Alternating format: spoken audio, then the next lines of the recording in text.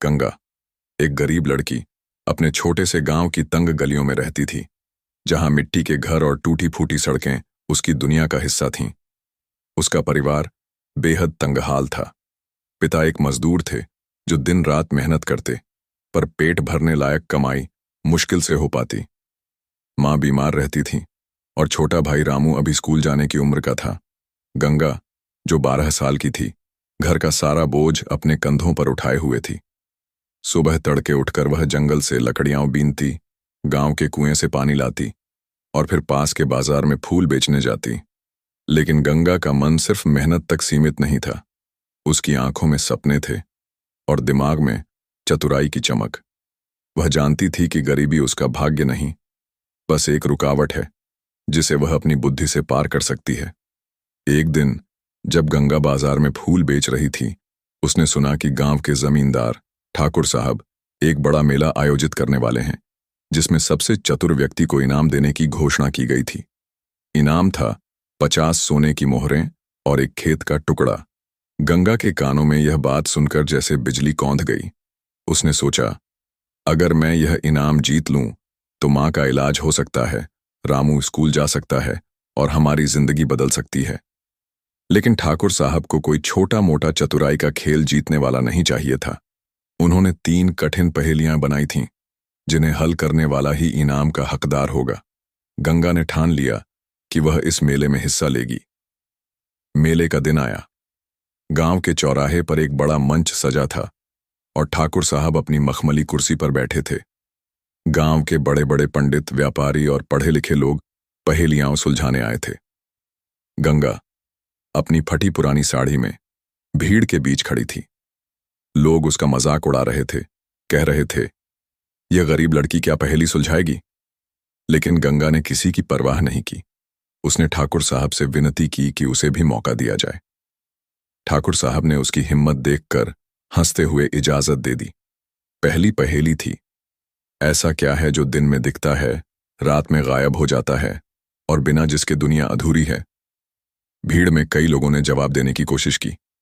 कोई बोला चांद, कोई बोला सितारे, पर सब गलत थे। गंगा ने एक पल सोचा और मुस्कुराते हुए कहा, सूरज। ठाकुर साहब चौंके, पर जवाब सही था। दूसरी पहेली थी, ऐसा क्या है जो न तो खाया जा सकता है, न पिया जा सकता है, पर वह हर इंसान को चाहिए। इस बार पंडितों ने लंबी लंबी बातें की, पर कोई सही जवाब न दे सका। गंगा ने आगे बढ़कर कहा, हवा। ठाकुर साहब का माथा ठनका। ये छोटी सी लड़की कैसे इतनी चतुर है। तीसरी और आखिरी पहेली सबसे मुश्किल थी, मैं वह हूं जो हर जगह है, पर मुझे कोई देख नहीं सकता। मैं बिना आवाज के बोलता हूं और बिना छुए सबको छूता हूं। मैं क्या हूं। इस बार तो गांव के सबसे बड़े विद्वान भी चकरा गए। गंगा ने गहरी सांस ली, अपनी आंखें बंद की और फिर धीरे से बोली, ख्वाब। भीड़ में सन्नाटा छा गया। ठाकुर साहब उठकर खड़े हो गए। गंगा का जवाब सही था। ठाकुर साहब ने गंगा को मंच पर बुलाया और पूछा, तुमने ये पहेलियां कैसे सुलझाईं। गंगा ने विनम्रता से कहा, साहब, मैंने जिंदगी में बहुत कुछ देखा है। सूरज मेरी मेहनत का साथी है जो दिन में मेरे साथ चलता है। हवा मेरे फूलों की खुशबू को बाजार तक ले जाती है। और ख्वाब, वे मेरी गरीबी में भी मेरे साथ हैं, जो मुझे हर रात नई उम्मीद देते हैं।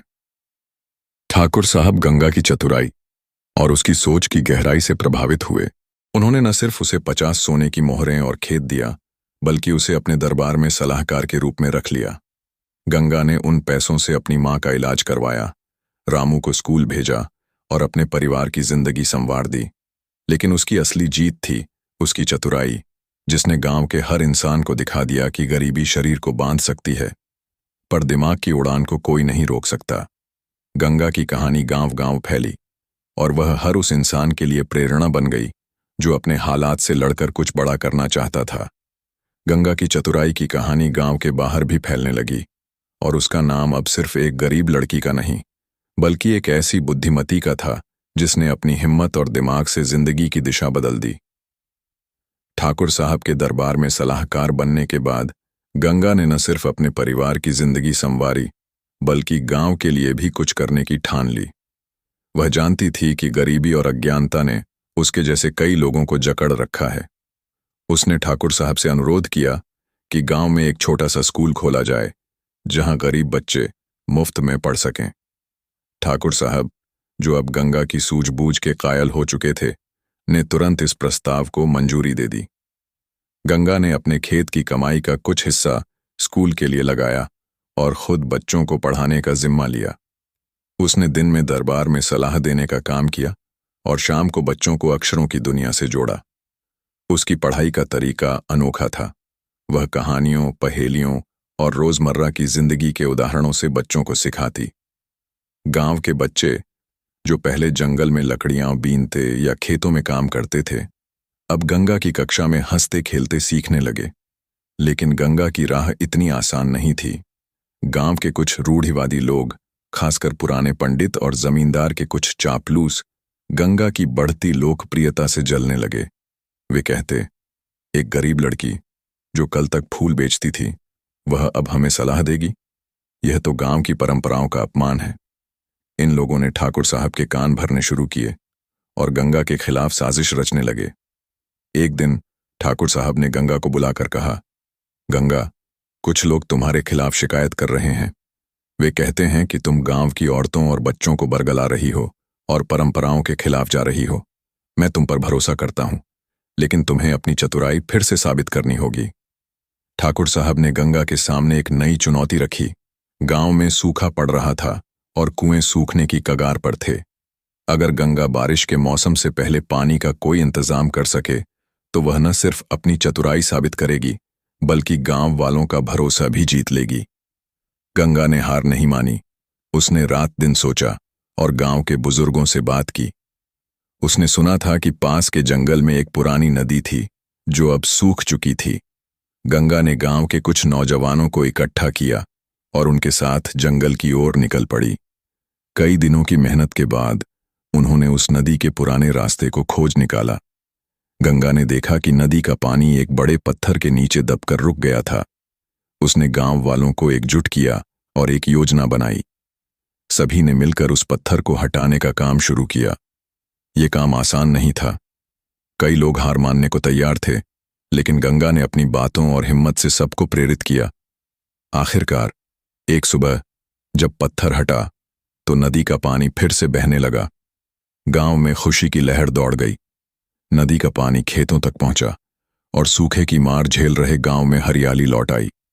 इस घटना ने गंगा के खिलाफ साजिश रचने वालों का मुंह बंद कर दिया। गांव वाले अब उसे गंगा मैया कहकर पुकारने लगे। ठाकुर साहब ने उसे न सिर्फ सम्मान दिया, बल्कि गांव की पानी की व्यवस्था का जिम्मा भी सौंप दिया। गंगा ने स्कूल को और बड़ा किया और अब वहां लड़कियों को भी पढ़ाने का इंतजाम किया। उसने गांव की औरतों को सिलाई और बुनाई सिखाने का काम शुरू किया ताकि वे आत्मनिर्भर बन सकें। गंगा की चतुराई और मेहनत ने न सिर्फ उसकी जिंदगी बदली, बल्कि पूरे गांव को एक नई रोशनी दी। उसकी कहानी अब दूर दूर तक फैल चुकी थी और लोग उसे एक ऐसी लड़की के रूप में याद करते थे जिसने अपनी बुद्धि और हिम्मत से न सिर्फ अपनी तकदीर बदली, बल्कि अपने गांव को भी एक नया भविष्य दिया। गंगा की यह यात्रा अभी खत्म नहीं हुई थी। वह हर दिन नई चुनौतियों का सामना करती और हर बार अपनी चतुराई से उन्हें जीत लेती। उसका सपना अब सिर्फ अपने परिवार तक सीमित नहीं था। वह चाहती थी कि उसका गांव और शायद उसका देश ज्ञान और समृद्धि की राह पर चले।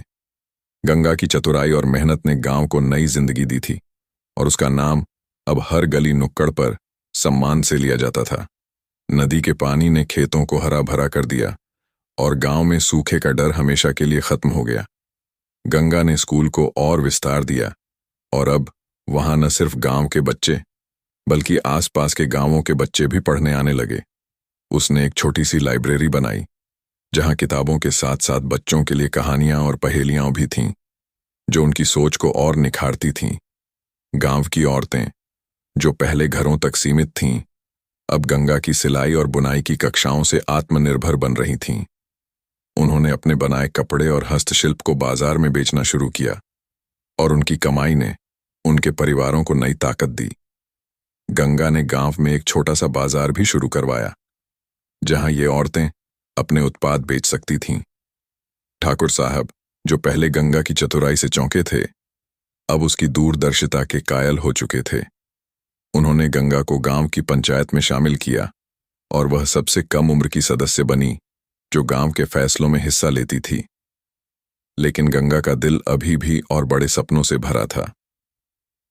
एक दिन उसे खबर मिली कि शहर में एक बड़ा शिक्षा सम्मेलन होने वाला है, जहां देश भर के लोग नई शिक्षा पद्धतियों पर चर्चा करने वाले थे। गंगा ने ठान लिया कि वह इस सम्मेलन में जाएगी और अपने गांव के स्कूल की कहानी सबके सामने रखेगी। ठाकुर साहब और गांव वालों ने उसका हौसला बढ़ाया और कुछ पैसे इकट्ठा करके उसे शहर भेजा। शहर में गंगा ने अपनी साधारण साड़ी और आत्मविश्वास के साथ मंच पर कदम रखा।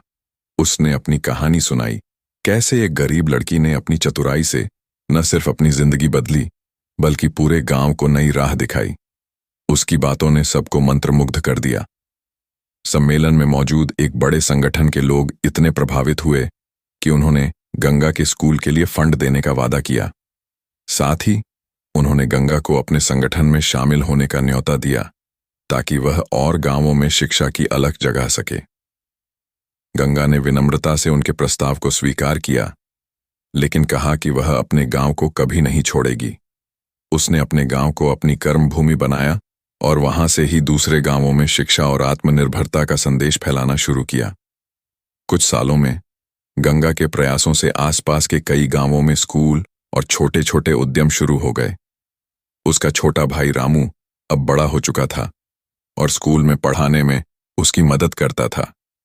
मां की सेहत भी अब ठीक थी और वह गंगा के काम पर गर्व करती थी।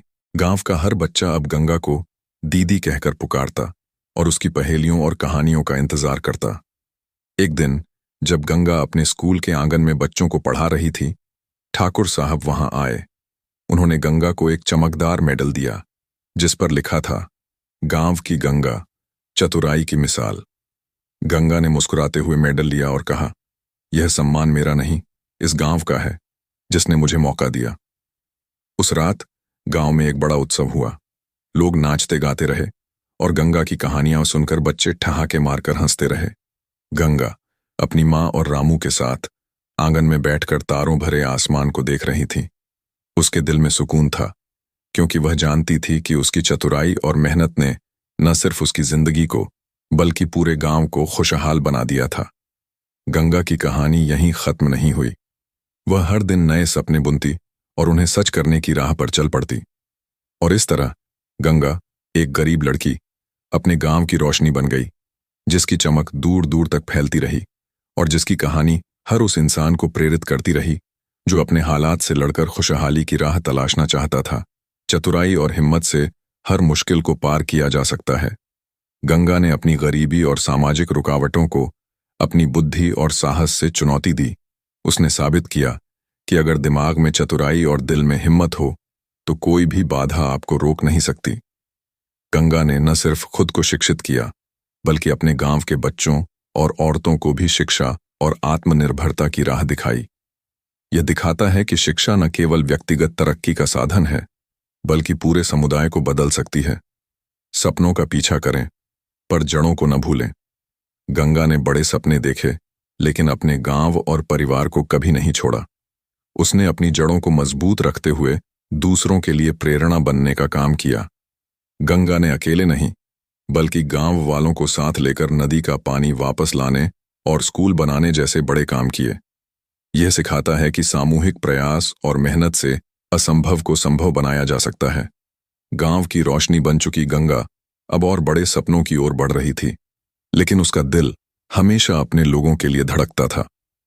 शिक्षा सम्मेलन के बाद गंगा को कई शहरों और संगठनों से न्योते मिलने लगे।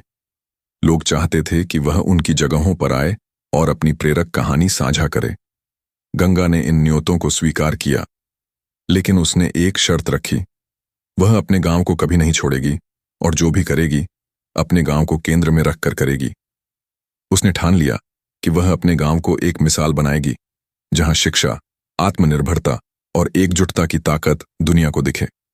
एक दिन गंगा को खबर मिली कि पड़ोसी जिले में एक बड़ा बांध बनने वाला है जो कई गांवों की जमीन और आजीविका को खतरे में डाल सकता था। इस खबर ने गंगा को चिंतित कर दिया क्योंकि उसके अपने गांव की नदी भी इस बांध के प्रभाव में आ सकती थी। गंगा ने तुरंत गांव वालों की सभा बुलाई और इस मुद्दे पर चर्चा शुरू की। कुछ लोग डर रहे थे, कुछ गुस्से में थे, लेकिन गंगा ने सबको शांत किया और कहा, डरने से काम नहीं चलेगा, हमें अपनी चतुराई और एकजुटता से इस समस्या का हल निकालना होगा। उसने गांव वालों को प्रेरित किया कि वे मिलकर जिला अधिकारी से बात करें और बांध के प्रभावों को कम करने की मांग करें। गंगा ने अपने स्कूल के बच्चों को भी शामिल किया और उनके साथ एक जागरूकता अभियान शुरू किया। बच्चों ने पोस्टर बनाए, नारे लिखे और गांव-गांव जाकर लोगों को बताया कि पानी और जमीन उनकी जिंदगी का आधार है। गंगा ने ठाकुर साहब से मदद मांगी, जिन्होंने अपने प्रभाव का इस्तेमाल करके जिला अधिकारी से मुलाकात का इंतजाम किया। गंगा कुछ गांव वालों और बच्चों के साथ जिला मुख्यालय पहुंची। वहां उसने अपनी सादगी और बुद्धिमानी से अधिकारी को प्रभावित किया। उसने समझाया कि बांध से न सिर्फ गांवों की आजीविका छिन जाएगी, बल्कि उनकी संस्कृति और पर्यावरण भी खतरे में पड़ जाएगा। उसने एक वैकल्पिक योजना पेश की, बांध को थोड़ा छोटा करके और पानी के बंटवारे की उचित व्यवस्था करके गांवों को बचाया जा सकता है। उसकी बातों में इतना दम था कि अधिकारी ने उसकी योजना को गंभीरता से लिया और विशेषज्ञों की एक टीम गठित की।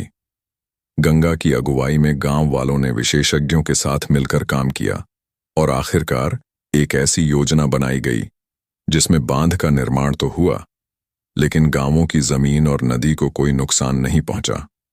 इस जीत ने गंगा की ख्याति को और बढ़ा दिया।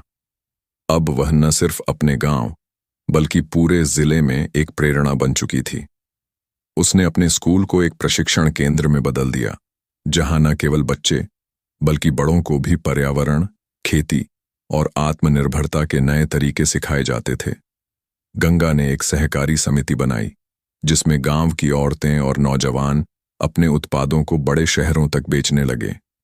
उसने अपने भाई रामू को पढ़ाई के लिए शहर भेजा, जहां वह एक अच्छा शिक्षक बनने की तैयारी करने लगा।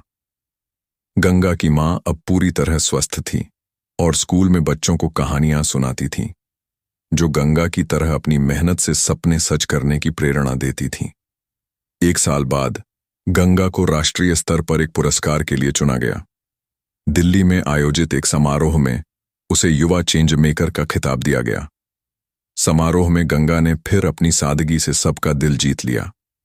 उसने कहा, मैंने सिर्फ वही किया जो मेरे गांव ने मुझे सिखाया, चतुराई, मेहनत और एक दूसरे का साथ। जब वह अपने गांव लौटी तो पूरे गांव ने उसका स्वागत फूलों और ढोल नगाड़ों के साथ किया। उस रात गंगा अपने स्कूल के आंगन में बैठी, बच्चों और गांव वालों के साथ हंसते गाते हुए। तारों भरे आसमान के नीचे उसने अपने अगले सपने के बारे में सोचा, एक ऐसा भारत जहां हर गांव शिक्षा और समृद्धि से चमके। गंगा की कहानी कभी खत्म न होने वाली थी। वह हर दिन नई चुनौतियों को स्वीकार करती, अपनी चतुराई और मेहनत से उन्हें अवसरों में बदलती। उसका गांव अब एक मिसाल बन चुका था और उसकी कहानी हर उस इंसान को प्रेरित करती थी जो अपने हालात से लड़कर एक बेहतर मिंगतियन की तलाश में था। गंगा की रोशनी अब न सिर्फ उसके गांव बल्कि पूरे देश में फैल रही थी और वह हर कदम पर यह साबित कर रही थी कि एक छोटी सी चिंगारी भी अगर चतुराई और मेहनत के साथ जलाए रखी जाए तो एक बड़ा उजाला पैदा कर सकती है। तो दोस्तों, आपको एक कहानी कैसी लगी? कमेंट बॉक्स में जरूर बताएं। कहानी अच्छी लगी तो स्टोरी को लाइक करें, चैनल को सब्सक्राइब करें। पूरी कहानी देखने का आप सबका धन्यवाद।